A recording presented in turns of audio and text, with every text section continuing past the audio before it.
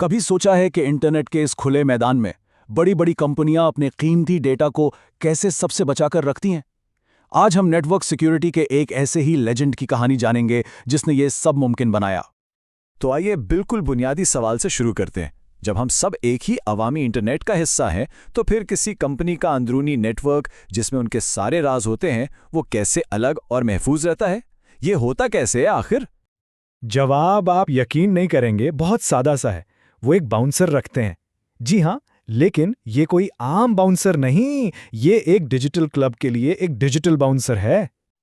और आज हम जिस डिजिटल बाउंसर की बात कर रहे हैं, वो कोई मामूली नहीं है। ये तारीख के सबसे मशहूर और काबिल भरोसा बाउंसर्स में से एक है, यानी सिस्को का ASF फायरवॉल। तो चलें इसकी दुनिया में जरा गहराई में उतरते हैं और देखते हैं कि ये ASA आखिर है क्या और इसकी कहानी शुरू कहां से हुई। तो देखिए, ASA का पूरा नाम है अडैप्टिव सिक्योरिटी अप्लायंस। ये सिर्फ एक दीवार नहीं है, इसे नेटवर्क सिक्योरिटी का स्विस आर्मी नाइफ समझें।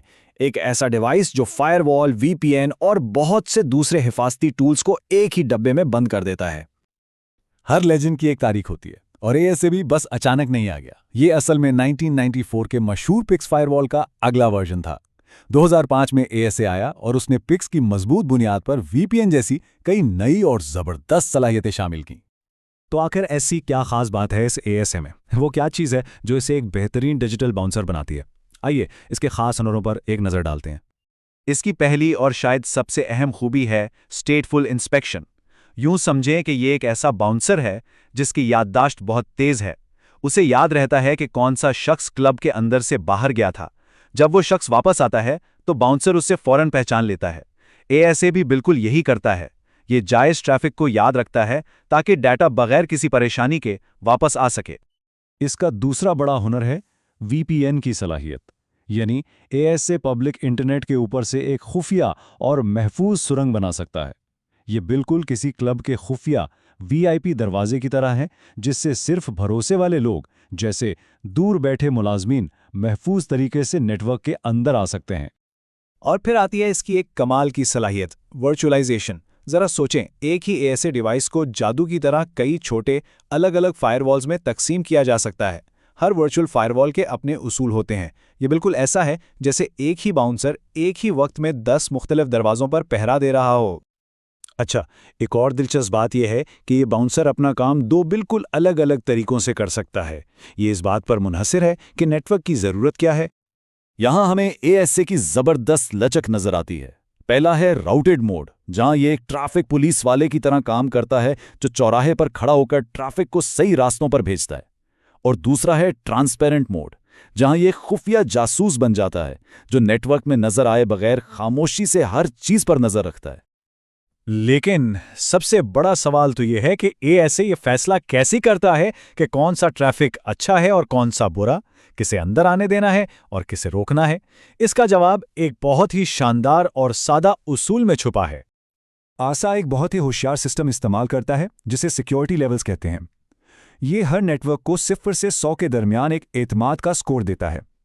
नंबर जितना ज्यादा होगा, उस नेटवर्क पर उतना ही ज्यादा भरोसा किया जाएगा। इसकी एक आम मिसाल देखते हैं। जो कंपनी का अपना अंदरूनी नेटवर्क है यानी LAN, उससे मिलता है लेवल 100, सबसे ज्यादा भरोसे वाला। दूसरी तरफ है अवामी इंटरनेट, जिस पर कोई भरोसा नहीं, उसे मिलता है लेवल 0। और इन दोनों के दरमियान एक DMZ जोन हो सकता है, जहां कंपनी की वेबसाइट वगैरह होती है, उससे तकरीबन 50 का लेवल दिया जाता है। और यहीं इसका सुनहरी असूल काम आता है, जिसे हम एतमाद का आबशार कह सकते हैं। ट्रैफिक हमेशा ज्यादा भरोसे वाले लेवल से कम भरोसे वाले लेवल की तरफ जा सकता है, बिल्कुल जैसे पानी आबशार से नीचे गिरता है। लेकिन ट्रैफिक कभी भी नीचे से ऊपर, यानी कम भरोसे वाले इलाके से ज्यादा भरोसे वाले इलाके में बगैर किसी खास इजाज़त के नहीं जा सकता। तो अब जबकि हम ASA के काम करने का तरीका समझ चुके हैं, ये सवाल पैदा होता है कि आज की इस जदीद दुनिया में इस पुरानी टेक्नोलॉजी को समझना इतना ज़रूरी क्यों है? बात यह है कि भले ही आज सिस्को के पास फायर पावर जैसी नई और जदीद टेक्नोलॉजीज हैं, लेकिन ASA को समझना ऐसा ही है जैसे नेटवर्क सिक्योरिटी की ABC सीखना।